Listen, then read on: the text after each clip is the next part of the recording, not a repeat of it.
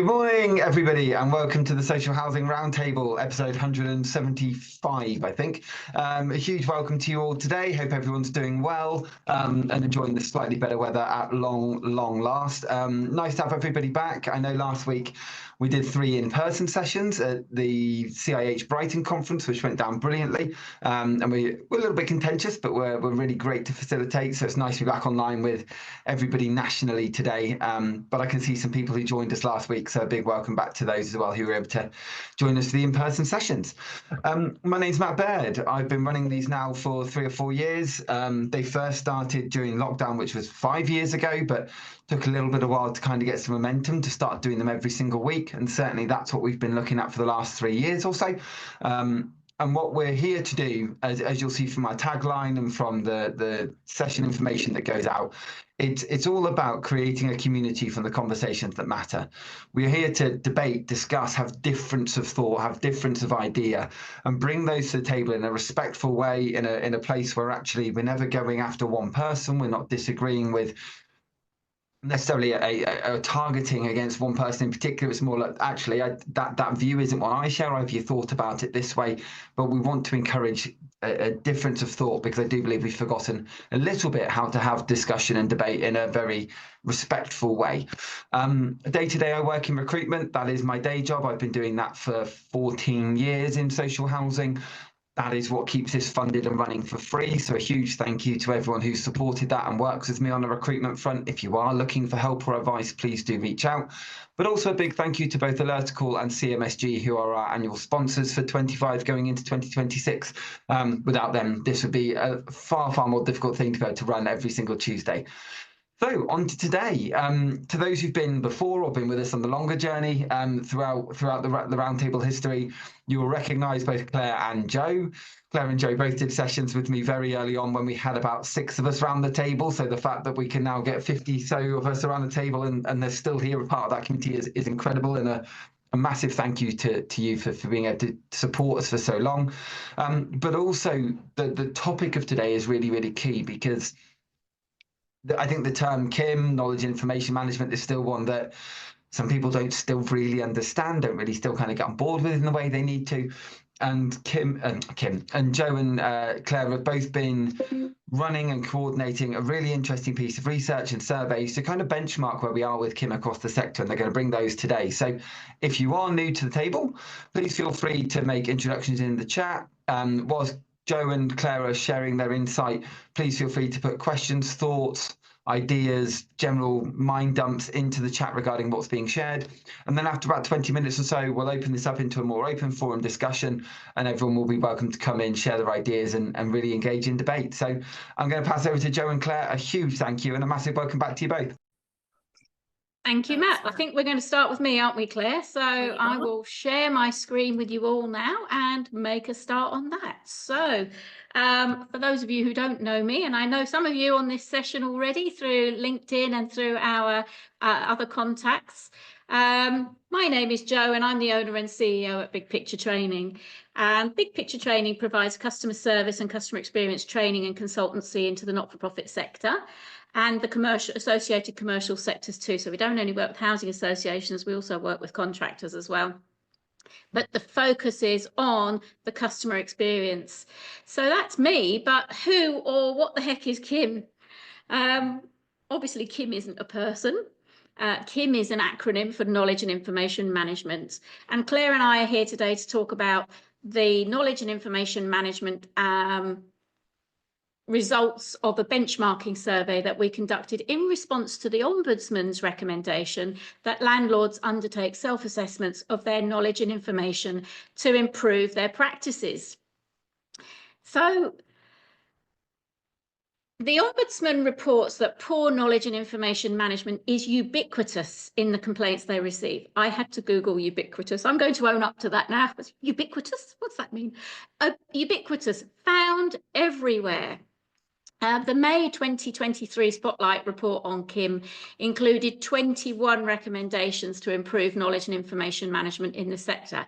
And we know that poor knowledge and information management played a key role actually in issues such as the Grenfell disaster and the Awab Ishaq case. When I started to think about Kim, I went down a bit of a rabbit hole, which is why we've got a picture of a rabbit looking down a hole here. Because a natural place to start is with data, but data on its own isn't information. And collecting data and knowing things about your stock and customer base doesn't necessarily give you information unless you combine them in a meaningful way. Combining the information and knowledge we hold helps to put the data we collect and the data we process into context. So let me explain.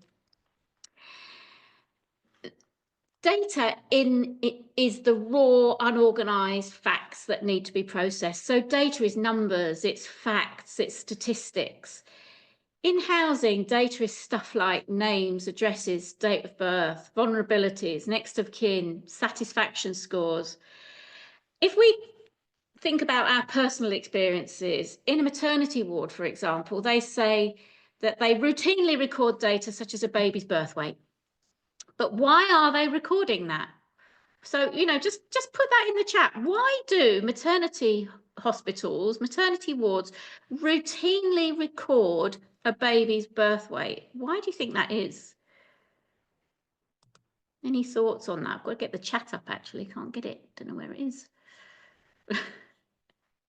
Can't see it. I've genuinely no idea. Is there anything in the chat? I can't get the chat to come up, so Yeah, oh, Joe, I can it. see a couple. Have you got Yeah, them? I can see it. I found it now. Found the chat. Yeah, to get averages. Yeah, to get Move, averages. move your cursor. Yeah, I've got it. Don't worry. To get averages, to test growth, tracking trends in weight and size. Child can't leave maternity unless it's reached a certain weight. Relationship with future health. Look at patterns and monitor health. Exactly. It's not so that we can boast about how big or small the baby was when it was born.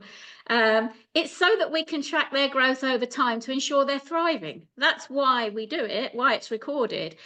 A newborn, for example, this happened to my daughter, so I'm sharing a personal story.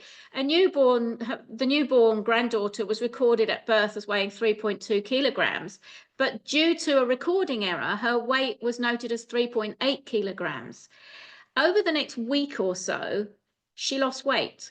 And we could see that she was losing weight, and we didn't think that she was thriving. But the midwife kept saying, that's fine, babies always lose weight, you know, when they're newborn. And we all said, yeah, we know that, but this doesn't look right. She's not thriving. But because they were working off the incorrect birth weight, they didn't realise that the weight loss was excessive. So they thought she'd lost perhaps 8% of her birth weight. But in actual fact, she'd lost 20% of her true birth weight. If you get the birth weight wrong at the outset, all sorts of issues can arise, particularly if you fail to combine the knowledge and the data that you hold about the baby to provide you with information. So we knew she wasn't thriving. We didn't feel she was feeding correctly. We could see she was losing weight, but the midwife was going off what she had recorded at the birth and didn't see that there was a problem. So that's data. Data, the raw, unorganized facts that need to be processed. Knowledge, on the other hand, is what we know, what we've learned, our experiences, what we've been told. With my granddaughter, the fact that we knew she wasn't feeding properly, that she was very unsettled. It's the stuff we hold in our heads, but it's no good to anyone up there in our heads. We need to actually record it somewhere so that it can be used. When the knowledge and the data are combined, they give us information. So knowledge and information management isn't just about how we manage, share and use data.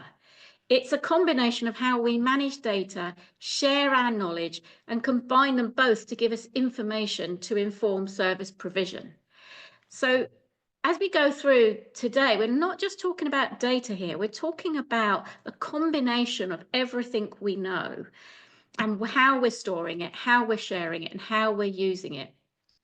Combining our data, knowledge and information, it gives us great wisdom. Does anybody recognise this guy on the screen? I think you probably have to be my age or older to recognise him.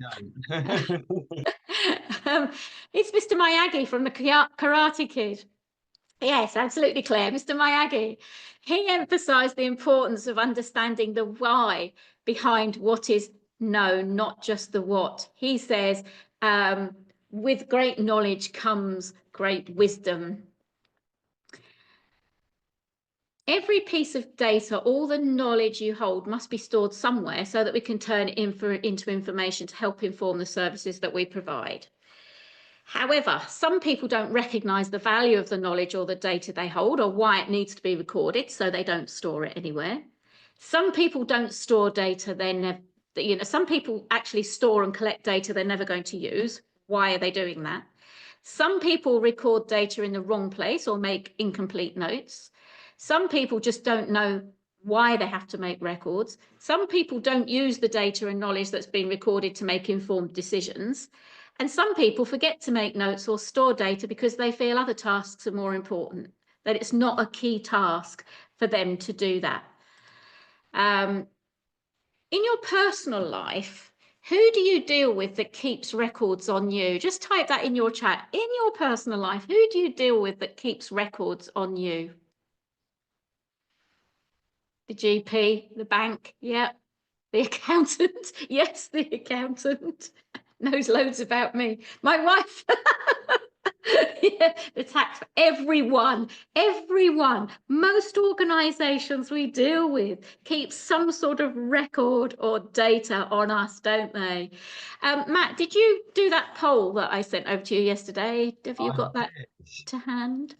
I mean, I did it. You did it, but whether you can find it is it? Yes. So, running a little poll now. How frustrating do you find it when you contact any of these organisations and they haven't got a record of you or a previous conversation with you? Numbers are flying up. Yeah, they are. Look at that. For some reason, because I launched it, I'm not allowed to answer it. So there you go. I don't think I'm allowed to answer it either. I don't know. Can I? No. Absolutely right. Shall we share the results? Yeah, so still a few people just answering. I'll give it another couple of seconds. Just if people do, let's see if we can get to 50. No, that's right. I think that's representative. So if I do that one, share results. Brilliant. Can you see those? I can see them. Yep. Can everybody else see those? So we've got nobody finds it not at all frustrating, which isn't a surprise. Some people find it mildly annoying. Most people find it, 79%, really frustrating. And actually, yes, it is really frustrating because having to repeat yourself once is traumatizing. Having to repeat yourself over and over again is really traumatizing. It's really important to us as individuals that people keep good notes on us and that they refer to those notes and are informed about us because we've given them all that information. So we find it really frustrating when people don't do anything with that information. So it's no different actually for our customers, is it? They find it really annoying. They've given us all this information. They're giving us data all the time. They're responding to our surveys all the time, and yet we're not using that information to inform our services. What are the barriers or the challenges to keeping good records and using the information arising from the knowledge and the data that you hold?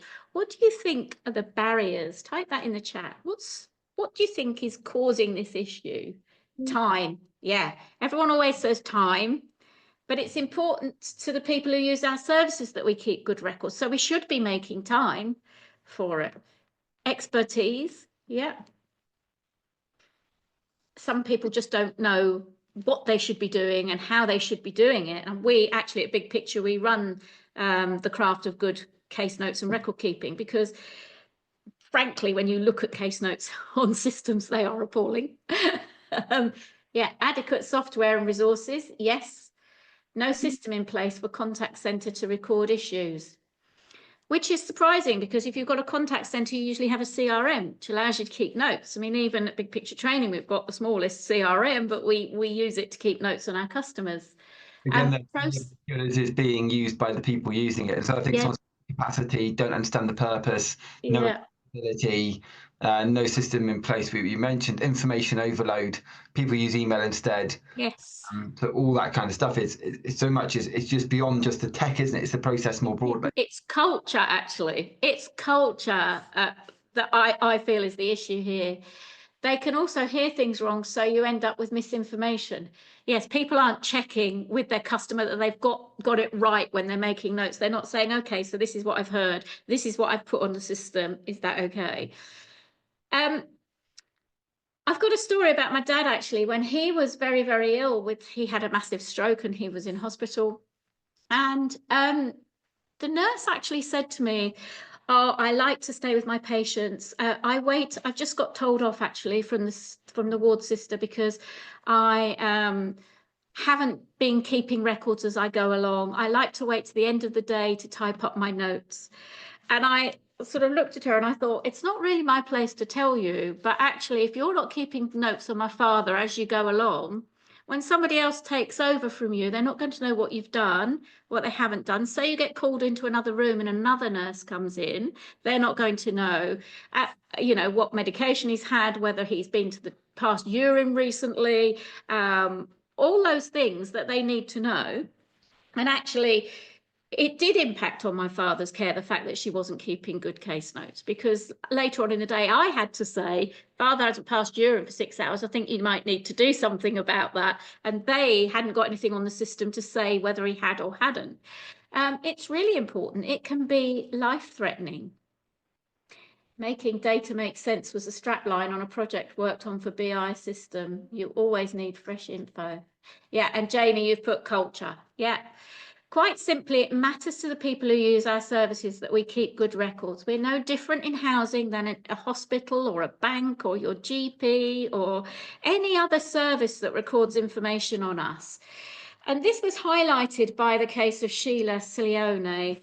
She was a 58-year-old medical secretary living alone in a London Housing Association flat in South London. You're probably going to know this case. I'm not naming names. I'm not going to name and shame anyone. You're probably going to recognise it, though.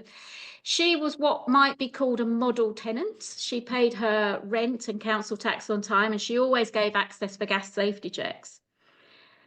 In September, October 2019, neighbours began to notice a foul smell in the building and reported concerns to the landlord. And one neighbour reported maggots and flies entering her flat from the window above. In March 2020, the landlord started deducting rent directly from Sheila's universal credit payments, despite no direct contact with her. And then in June 2020, the landlord cut off the gas supply to Sheila's flat after failing to gain access for a gas safety inspection. Bear in mind, she was a model tenant. She'd never been in rent debt before. She'd always given us access for the gas safety checks, but all of a sudden the landlord's making all of these decisions, and it seems that they were making them in silos. In October 2020, the police conducted 2 welfare checks at the request of the landlord, but they didn't force entry because they cited there was no legal grounds to do so. And then a miscommunication between the police and the landlord made the landlord believe that Sheila was safe and well. Neighbours then reported Sheila's balcony door banging in the wind and expressed renewed concerns about her welfare. In February 2022, the police finally forced entry into Sheila's flat after a neighbour reported the balcony door banging, and they discovered her skeletal remains in the living room. Now, an inquest concluded that Sheila probably died in August 2019. And the coroner criticised the landlord and the police for failing to act on multiple warning signs. And they did fail to act on multiple warning signs. The landlord has issued a public apology and outlined the steps that they're going to take to prevent similar incidents, including implementing 37 recommendations from an independent report. But that case highlighted significant failures in communication and welfare monitoring by both the Housing Association and other authorities. And it underscores the importance of robust systems to ensure the safety and well-being of individuals, particularly people who are living alone. Despite multiple warning signs, unpaid rent, a capped gas supply, neighbour complaints, missed gas safety checks, critical information was either not recorded, not interrogated, or not shared effectively between teams. There really was no excuse. They might not have been able to save Sheila's life, but they may have been able to save some dignity and some real trauma, really, for the rest of the people living in the block, and perhaps even Sheila's family. It's a disastrous example of a poor culture around Kim. And despite knowing this, we continue to see the same things happening over and over again, even with the same landlord, actually. And whilst people blame systems, not having a joined up system, it's culture that is actually the main issue here, because nobody interrogated the information that they had on the system. And if they had, they may have discovered things sooner. So with that thought in mind, I'm going to hand over to Clare now to share the results of our findings from the benchmarking survey that we conducted over LinkedIn. So over to you, Clare. Case Management Solution Group, or CMSG, are the home of React, the UK's #1 case management system for ASB and community safety. We are delighted to have them as one of our key sponsors for Social Housing Roundtable 2025 into 2026. And with the ASB app now fully integrated to the platform, it allows residents to record, monitor and report issues directly to their case office in live time. What's not to love? CMSG are bringing simplicity back to case management, and I cannot recommend them enough and thank them for all of their support through this period and through the rest of the year.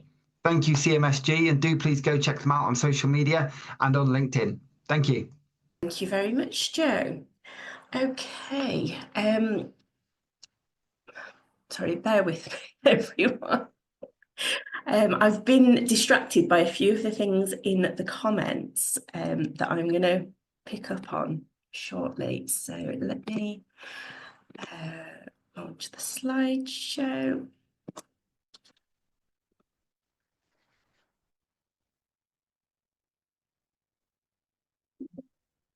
Nothing at the moment, Claire. Yep, I know. I'm being very slow, sorry. Here we go. Lovely. Got it now? Yeah. Okay, so what we did was we compiled a survey where we mainly asked you to agree or disagree, or strongly agree or strongly disagree with 20 statements which were aligned with the recommendations from the Housing Ombudsman Spotlight report on Kim, and also based on our own experience and our own knowledge of what's going on in the housing world and what we've seen, where challenges are and where things have worked well. So we sent it out to as many people as would fill it in. We got a snapshot in time. So of course, this doesn't tell the story of everybody, but actually we got a really good spread. So we got mostly RPs, 10% of our respondents were local authorities, and they represented the whole of Great Britain. So we had people from Scotland right down to the southwest and everywhere in between, and that was the sizes of the organisations. So most of them were kind of firmly in that kind of medium size, 2,000 to 30,000, and then quite a few in 30,000 to 60,000 homes as well. And what did we find? So we scored everything depending on your answer. So strongly disagreed was a 0, and a strongly agreed was a 3. So the maximum score was a 3. And all of the statements were sort of a positive thing. We understand this, we do this, we have this. So the highlights were the top 4 scoring comments were that we do have a well-communicated data breach plan in place, which is always good news, especially for somebody like me who specialises in data protection. We know how to report safeguarding. We encourage sharing knowledge and best practice across teams, and our leaders value knowledge and information management and understand how useful it is. The not so highlights the challenges that people reported. Again, score maximum of 3, and here were the 4 lowest. I don't think these will be surprising to most offers, especially that the joint worst were that we don't have IT systems that are integrated and speak to each other. We don't have, excuse me, we don't have a folder and file naming structure and conventions in place. We don't have a written KIM strategy, and we don't measure data quality. So that was maybe not surprising, but it is worrying that we don't even have kind of a KIM strategy in place, which is kind of the starting point for the Housing Ombudsman recommendations. What we did with the data as well, we had asked those 20 questions, those 20 statements. We asked a couple of other questions as well, but across the 20 statements, they were more or less in thirds of these 3 areas, the 3 C's of KIM, as we're calling them.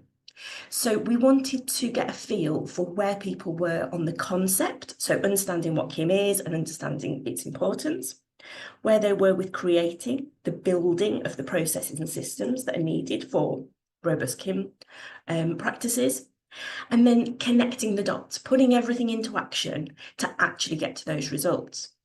And we would have thought that because people aren't, you know, they haven't got the KIM strategy in place yet, which you would think would be the first building block, you would think maybe there was a bit more in the concept and a lower score with Connect, but actually we found it really, really balanced, which says to me, and you know, this is correlation, not causation, but it feels like, again, with our experience and our knowledge of the sector, that this is maybe because we are already doing good stuff in pockets, but we're not connecting it back to it being KIM and a KIM strategy. And that's where KIM, you know, needs to be. It absolutely all needs to be connected and all put into place together. So just before I get to the very final bit, I want to pick up on one of the things that I did just see in the comments, and explain a little bit more about how I came to be working on this with Jo, because many of you will know that, as I said, I specialise in data protection. And some people will think, well, that's got nothing to do with the day job, it's got nothing to do with records keeping, it's to do with IT security. And that's one of the biggest myths that we see across the board with housing about data protection, not just in housing, to be honest, but everywhere about data protection, that it is about collecting data and then just keeping it secure. But actually it starts with, should we be collecting the data in the first place? Jo talked about collecting stuff that never gets used. Why? Why are we doing that? And making sure, yes, you keep it secure, but also that you only use it for what you've said you're going to use it for, that it's up to date, it's accurate, it's appropriate, it's relevant for what you need it for, which are things that people quite often think of as data quality rather than data protection. Now, of course, that's only data protection covers people data, anything to do with tenants, colleagues, members of the public, anything like that. But my background is also in other types of data. I'm a big old data geek, basically. So not just data protection, but asset data, financial data, health and safety I've worked in, and quality assurance I've worked in the past as well. For my sins, I used to be responsible for doing the RSR when I worked in-house. I did become the SDR. If any of you have also been involved in that, you'll know the scars that I have from doing that.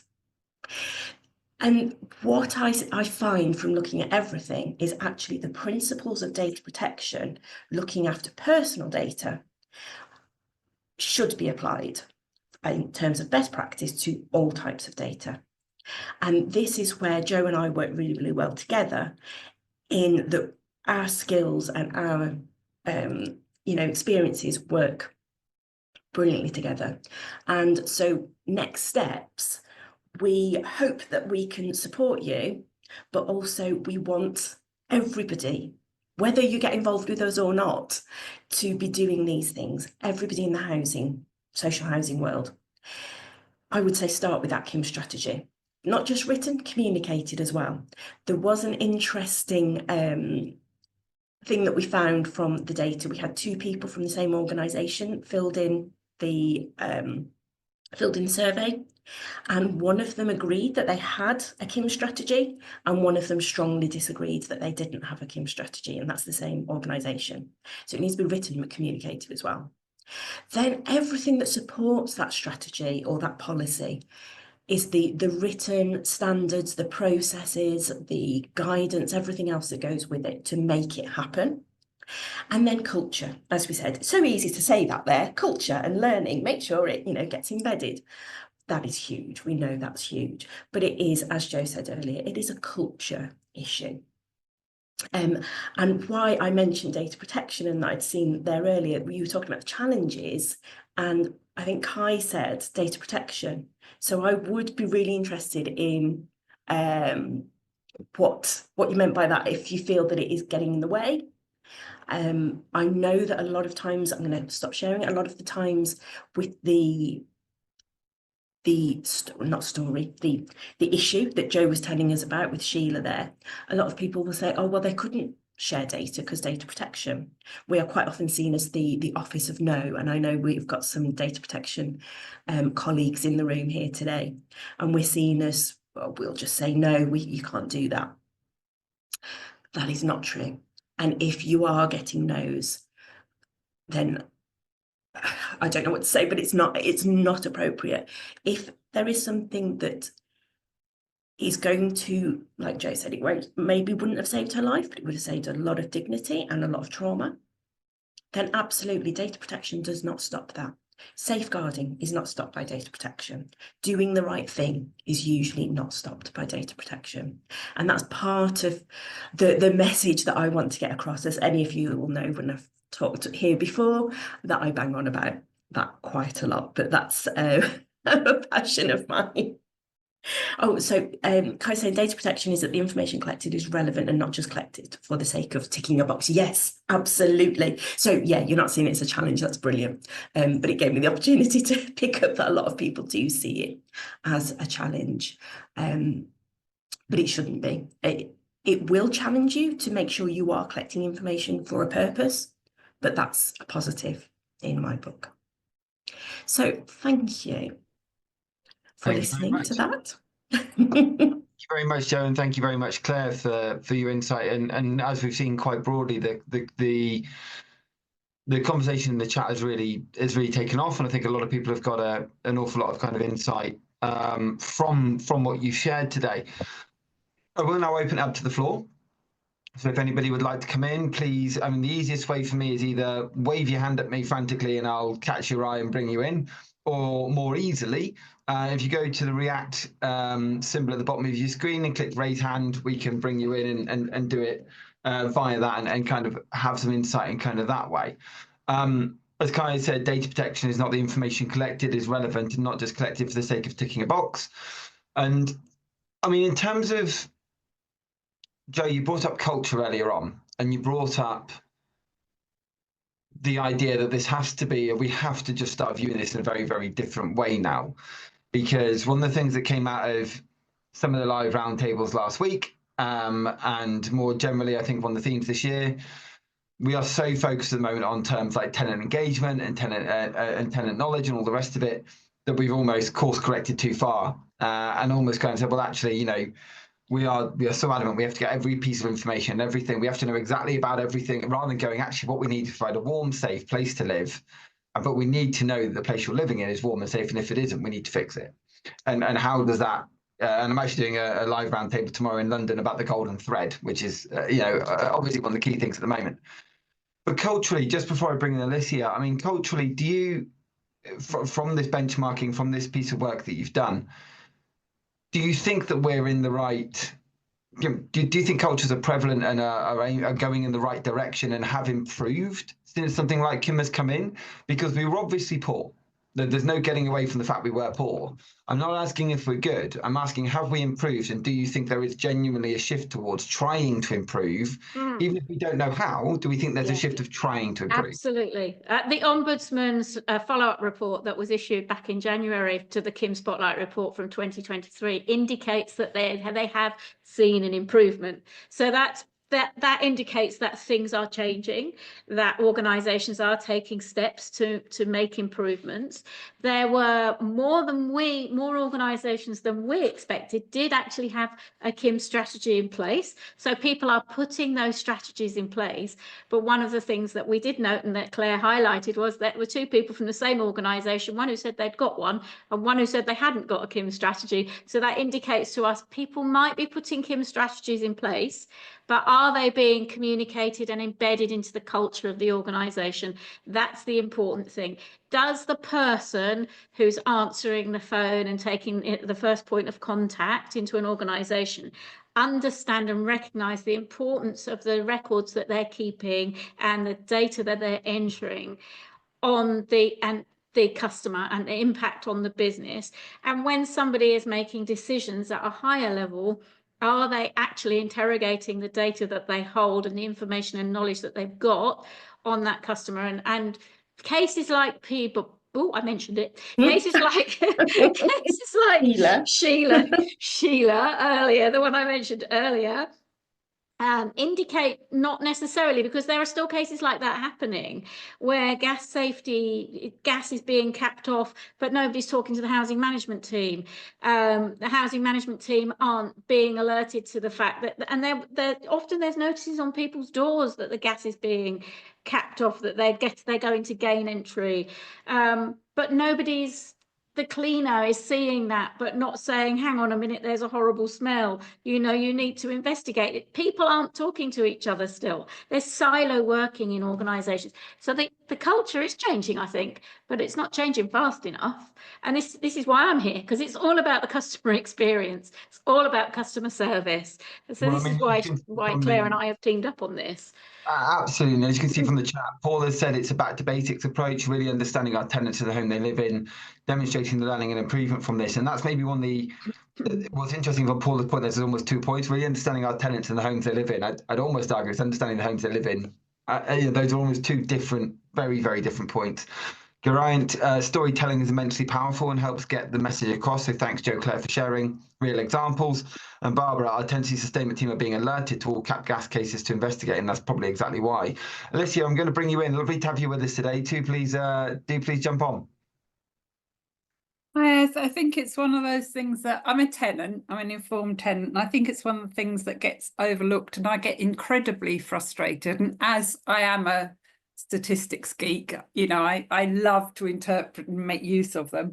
And I mean, as a housing association tenant, we're still waiting for STAIRS, which is the social tenant access to information requirement, which will give us the same access to information that's held about us and about our communities and our properties as the local housing authority tenants have already. But I think it's a missed opportunity, and I don't quite get where the block is. I mean, for instance, I'm a disabled person, and disability reform is something that I was involved in before social housing. So obviously with the current reforms that possibly are coming with disability, that is going to have a big effect on people in housing.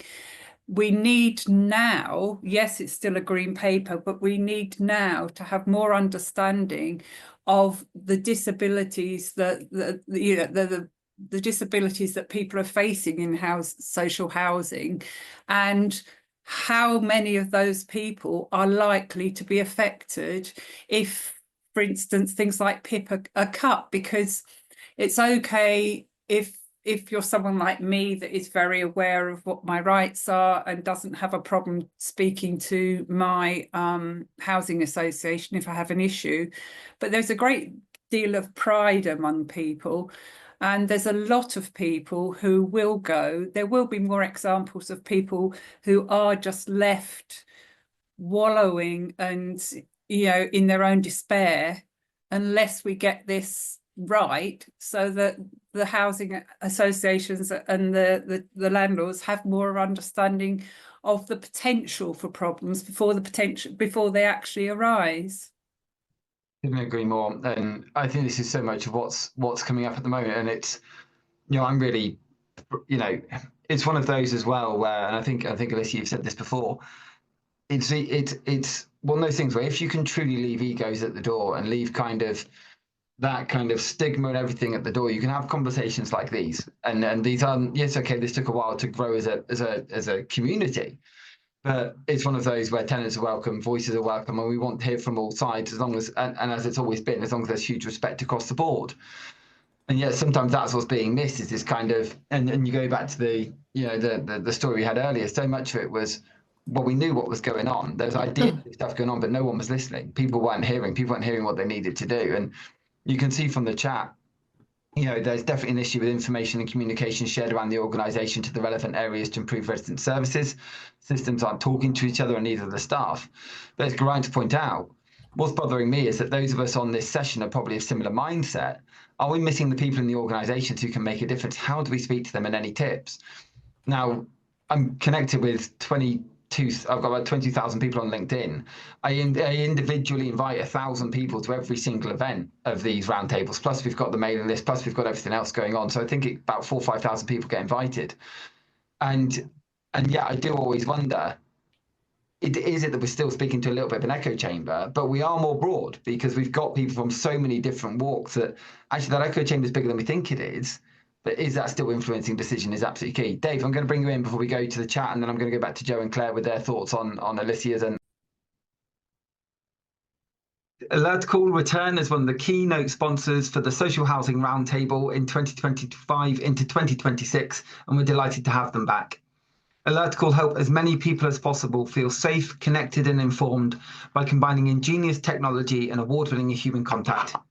As you can see from this touchscreen I've got with me, Alertical's digital engagement solution helps social landlords proactively know their customers and properties by putting a portable touchscreen in every home, offering a daily property check through the optional OK Each Day service, plus repairs reporting, tenant surveys and much more. They also provide Beyond Warden Call, an easier, simpler and lower cost wireless warden call solution with video door entry, dispersed telecare and smoke alarms.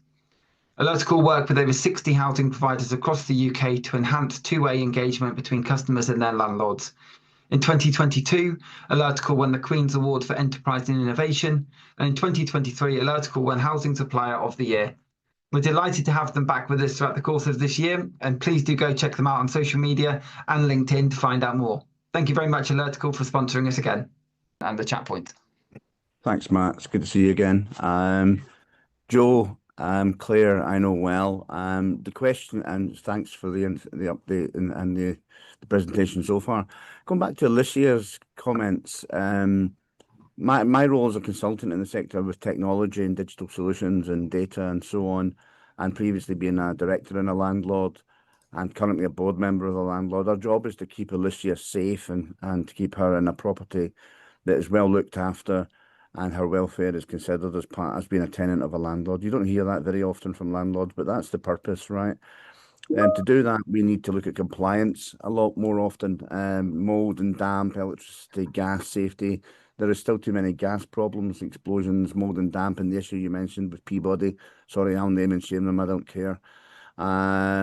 These things are important to the sector, and the information, I came across an issue the other day there that I want to run past everyone and see what they think.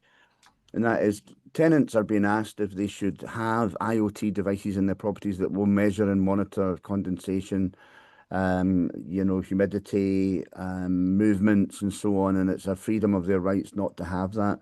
but it's also a freedom and a right to be looked after by their tenants. So where do we go with this? Alicia, I would love Alicia's comment actually more than anyone on that. Sorry, Alicia, I've put you right on the spotlight there. Yeah, I agree that you bring up something with the monitors. That's something that as informed tenants we are actually talking about, and I do think, and Matt knows this, that I do think that IT and communications actually provide a really good way of us having that sense of security. I'm actually really wish that it's something that more landlords were doing, because you know that we had something that we could actually, that we kept an eye on almost as a matter of course, rather than it being something that, you know, it relies on people having time to speak to me. And I mean, I will name my housing association because they're particularly good at it. Havebury Housing Association, that once I got to them, they went, you know, once I spoke to them about my issues, I have you know, they do every so often, they'll just email me and check that I'm okay. And I also have a, you know, a monitor that I can now contact, that, you know, if I have any issues. That we're not talking about big things, you know. It does rely on the tenants actually being responsible and actually being prepared to share that information, which is another issue. But I totally agree with everything you're saying. I think it's about the data it collects and how we use that data and the insight and the information and the knowledge it gives landlords and repair teams and maintenance teams to be able to act on it. So I think it's going to come to a crux at some point where we see more of this. Thanks, Matt. That was only my little comment there. Joe, Claire, well done.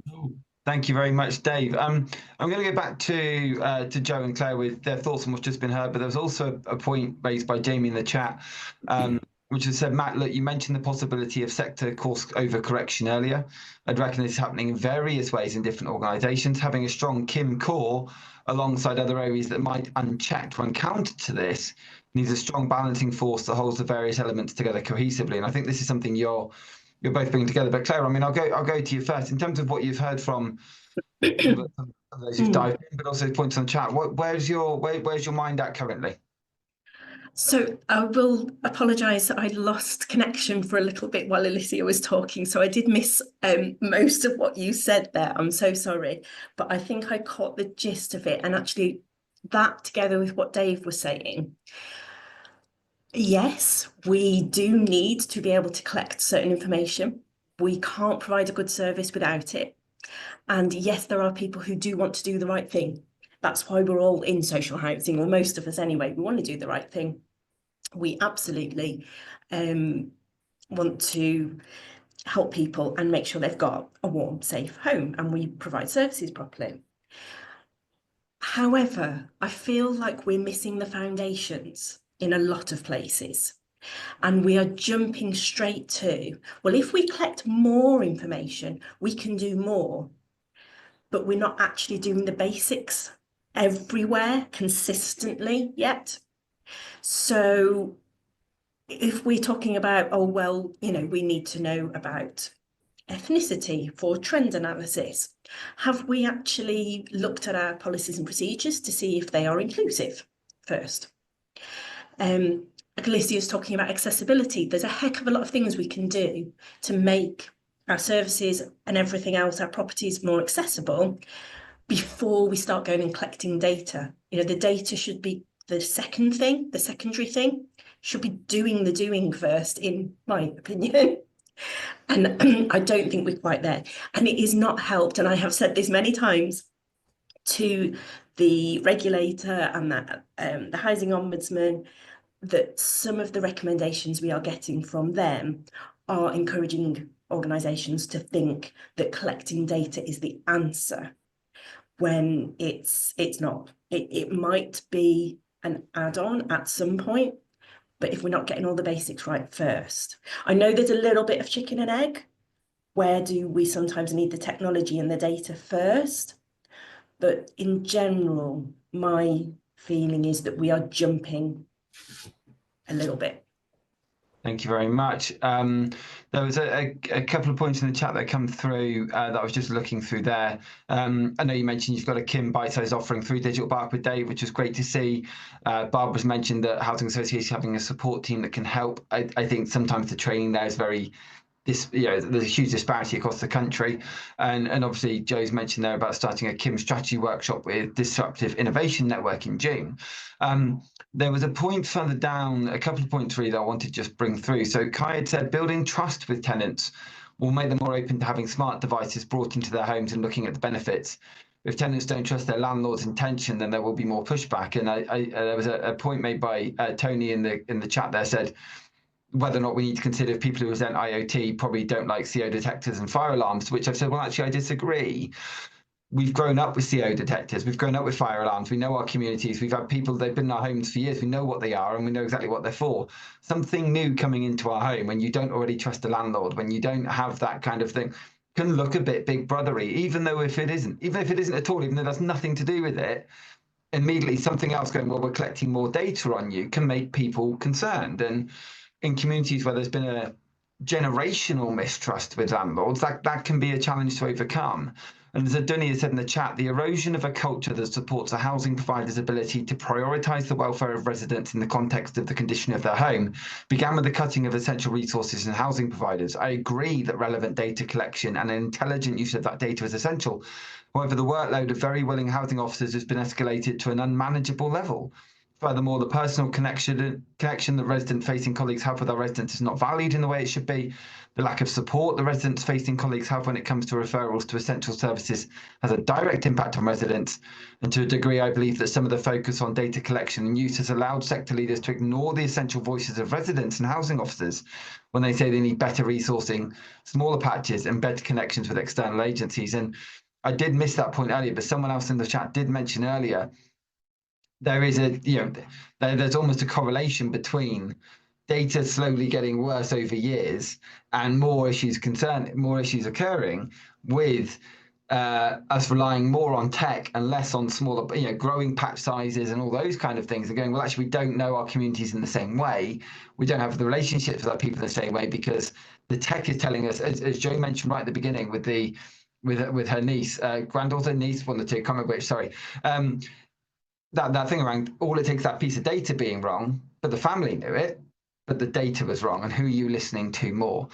Richard has asked a question, interested if people think what works best for the issues with knowledge data and issues raised today, specialist roles for housing management functions or a generic housing management model. Joe, I don't know, Joe, Claire, were there any thoughts on that at all? Look, I'm old school. I've been in the sector 30 odd years, and I was a generic housing officer once upon a time. I like the generic model. I knew my tenants. I knew who they were. I knew what the issues were. I could tell you where the problem tenancies were. I could tell you where the maintenance issues were and what they were. And I managed a patch of 800 properties even back then. It wasn't a small patch that I managed. But I knew my patch inside out, and I knew the people on my patch and those people I didn't hear from. And we're talking a long time ago, guys. This isn't new stuff. The people I didn't hear from when I went past a property and the curtains were drawn on the regular basis. I wanted to get in there. I had professional curiosity. And someone's put that in the chat. I can't remember whoever it was who said that. Spot on, professional curiosity. That's what we've lost. We are forgetting that the people living in our properties are humans, human beings. Some people need our help, some people don't. But actually, it's about knowing your tenants. And I think that's the thing to remember. As the chat's saying there, intrusion's become a dirty word. And Alicia said, when is it intrusion or when is it caring about the tenant? It's a bit like nosy neighbours. They can get on your nerves when they're popping around, but you feel safer knowing they're there. Yeah. And I think this is the big challenge because, I do wonder where the responsibility of the Ombudsman and others lays in this. And it comes down to that tenant engagement piece I mentioned earlier. On one side, absolutely, you knew your tenants and you knew your patch and you knew what was going on, but you knew it in a professional way and you didn't overstep. And there was probably that trust that was built over time because it wasn't immediate. It took time to get there. And I think with burnout of housing officers, with the turnover we have in the sector, with everything else going on, that's not as regular. Quite often people are coming in and taking over a new patch, whatever it will be. And that balance between going, what's professional curiosity and what's stepping over a line, and as Lucy's just said, that can't be taught. You either have it or you don't, which is really sad and can be dangerous for tenants going, oh no, I have to know all this about you because that's what my landlord is telling me. I have to have all this about you, when actually common sense goes out the window. And Claire, I imagine this is something you're hearing. Yeah. So this is where I would urge caution, is that absolutely we need to know the people in our homes. And I do agree with Joe that the patches, I think, probably overall does tend to work better than the specialist, especially because you've not then got so many silos. However, it also very easily oversteps the boundaries and does become that we share information we shouldn't. And we've had the Ombudsman and the regulator sort of suggesting that information should be shared. We had a judge in an ASB case saying that the landlord should have told the neighbours that the person they were complaining about had mental health issues. And that was the judge, and that's unlawful. Never mind creepy and scary and, you know, all the physical harm that could happen there and mental harm. So to me, it needs a framework. It isn't just a case of, oh, we're going to have patches, off you go and get to know your people. It needs to be clear framework, clear guidance, knowing where to find the knowledge and information about how you should be running whatever your role is. That's all part of KIM as well. It's not just knowing about your tenants, it's knowing about your job, knowing how to do your job. And you can see from the chat, so Ted's put, Ted's an informed tenant who comes to the roundtable, you know, is unfortunately most housing officers are seen as spies and negative outcomes are a norm. So that perception, and I think sometimes it's difficult when housing providers go, right, we're going to have a reset. We're going to have a reset. We're going to start again. We're going to rebrand. We're going to do X, Y, Z. Doesn't change for the tenant. They still see the same people behind the door. That trust still isn't there. And as Jamie said, that if two such officers have the same knowledge, insight, awareness, may be very differing. If two such officers have the same knowledge, insight, and awareness, but very differing motives, purposes, values, and vision, it's the latter that counts. Rather than the we know best of nosiness that we have the we care well, that might still attract criticism but stands up under scrutiny. There's lots of people saying thank you so much. I'm aware we're down to the last couple of minutes. I mean, Joe, Claire, I'm going to give you both 30 seconds to try and wrap up thoughts on today and also, I guess, next steps and what you're doing more broadly in the sector. So, Joe, I'll go to you first.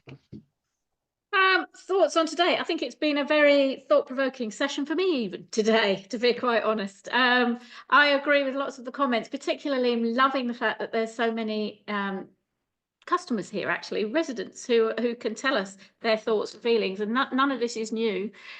We do need to engage professional curiosity in a professional way. We need to be asking the right questions to get the information that we need to make informed decisions. When situations arise, we need to be using the data that we hold, but we only need to be holding data that we need, and that's the difficulty. This is an evolving situation, but good record keeping it matters to our customers, and we need to get it right. Thank you. And Claire? Absolutely. And yeah, I would say it's all about that framework. And we just wanted to pick up on what Jamie said, that if two officers have the same knowledge but different purpose, values and vision, that's where the framework comes in. We need to make sure that you've got, we've got criteria, we've got guidance. We can use our knowledge, but within the legal and ethical framework that we all need to be building. And it needs a culture shift as well, which obviously is no mean feat, and we cannot wave a magic wand and provide that, but we're going to do our best. We've got a website as well, socialhousing.kim, is where we're going to try and keep up to date with what's happening. Thank you very, very much. To those who are new, we do these every single week. I can see a couple of people in the chat said their first session and they want to come back. That's amazing to hear. Our next two sessions are intentionally a little bit provocative. Next week, Chris Holloway from Greatwell Homes is coming on to talk about whether or not complaint scores and TSMs are actually accurate. It's complaining about complaints. And then the following week, Elaine Middleton, who's head of partnerships for the Social Housing Roundtable, is doing her first Social Housing Roundtable, believe it or not, after a year of being part of the team, about whether or not social housing genuinely has a willingness to change. So 2 big topics over the next couple of weeks. But for now, a huge thank you to Jo and to Clare for joining us today. I hope everyone's found it as insightful as I have, and I look forward to speaking to you all soon. But take care, and thank you very much again. Thank you. Thank you. Bye. Bye-bye.